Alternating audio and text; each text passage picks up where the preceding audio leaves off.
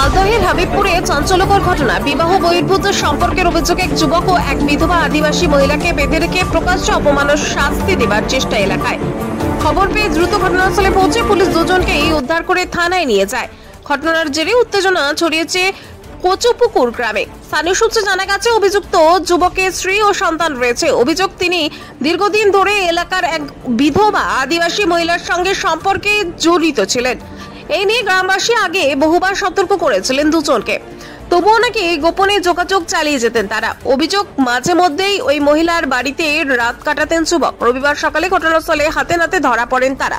সঙ্গে সঙ্গে উত্তেজনা ছড়িয়ে পড়ে এলাকায়। ক্ষোভে ফেটে পড়েন স্থানীয়রা। দুজনকে তড়িঘড়ি দড়ি দিয়ে বেঁধে গ্রামে সালিশি সভা বসানোর উদ্যোগ নেন গ্রামবাসী। ঘটনার খবর পেয়ে পৌঁছায় হবিবপুর থানার পুলিশ। সালিশ ও গণপিটুনির আগে পুলিশ গিয়ে দুজনকেই উদ্ধার করে থানায় নিয়ে আসে। বর্তমানে তাদের জিজ্ঞাসাবাদ চলছে। ঘটনার পর থেকে এলাকায় অতিরিক্ত পুলিশ মোতায়েন করা হয়েছে, যাতে কোনো রকম অশান্তি না ছড়ায়। আইন নিজের হাতে তুলে নেওয়ার অভিযোগ পুলিশ তদন্ত শুরু করেছে। প্রগতি নার্সিং কলেজ অ্যান্ড স্কুল। এখানে শিক্ষা মানেই কেবল ডিগ্রি নয়, এখানে শেখানো হয় মানবতার পাঠ। 3 বছরের জিএনএম কোর্স এবং 4 বছরের বিএসসি নার্সিং। আধুনিক ট্রেনিং, অভিজ্ঞ গাইডেন্স, 100% প্লেসমেন্ট, সবই একই ছাদের নিচে।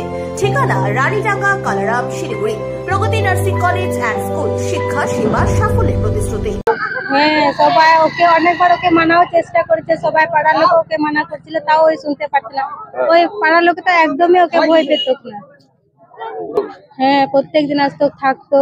আবার ওর বউ আসতো, ওকে মানা করতো, তাও ওর বউকে ওকে মারে, কিন্তু তাও ওই শুনে না কথাটা। মানে শাস্তি দরকার আছে নাকি? হ্যাঁ, এখন ওকে শাস্তি, ওকে এখন যেহেতু অপমান করেছে, এখন ওকে বিয়ে করতেই হবে। এখন যদি ওকে না বিয়ে করে এভাবে যদি ওরা চলতে থাকে, তাহলে তো ওকে দেখে আবার সবাই মেয়েটা শিখবে, আবার বউগুলাও খারাপ হবে। সব বউগুলা ওকে দেখে, এখন যদি ওর শাস্তি না হতো তাহলে সবাই সাহস পাবে। এরকম যদি আমরা করি তো আমরা তো কোনো শাস্তিই পাবো না। হ্যাঁ, ওকে আটকে রেখেছিল ওদের বিয়ে দেওয়ার জন্য। তারপর পুলিশ এসে ওদেরকে নিয়ে চলে গেল। পুলিশদেরকে বললাম যে দাঁড়াও, এখানে ওদের মীমাংসা হোক। ওরা শুনলো না। ওরা বলছে যে আগে আমরা থানায় নিয়ে যাই, ওখানে কি হবে না হবে, তারপরে ওখানেই সব দেখা যাবে। তারপরে আমরা বললাম যে মোড়ল রেখেছি, তাহলে কেন ওদের আমরা মীমাংসা করবো, যেহেতু আমাদের মোড়ল আছে। ওরা বলছে না, তোরা মোড়ল যা আছে সব থানায় নিয়ে চলে যাও।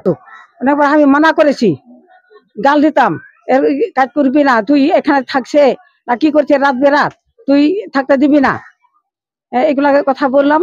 তো ওই ছেলেটা কি করতে পারবে, কুচুপুকুরের ছেলেগুলা কি করতে পারবে এরকম বলে।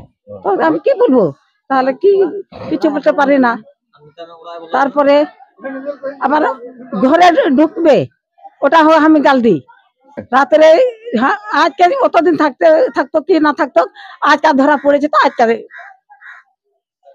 হলো লোক তো আমি ডাকেছি, তাকে বললাম যে বিচার করবো।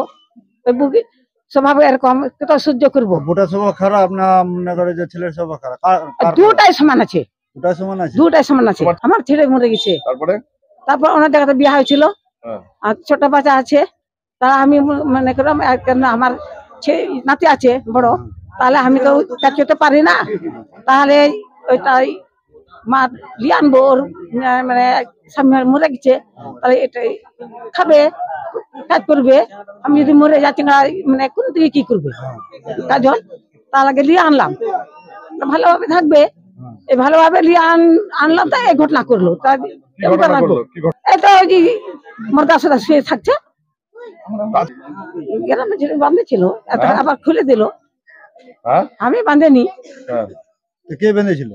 আমি তো দেখতে পাইনি। আমি তো শাস্তি দিয়েছে, বাঁধেছিল আর 2 থাপ্পড় মানে মারেছে। ঠিক আছে,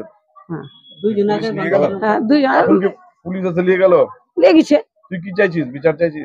বিচার আমি তো মানে বাড়িতে বিচার করবো, তারপরে কি হবে না হবে, কি মীমাংসা হবে না হবে পুলিশ ডাকো, এটা মনে করেছিল।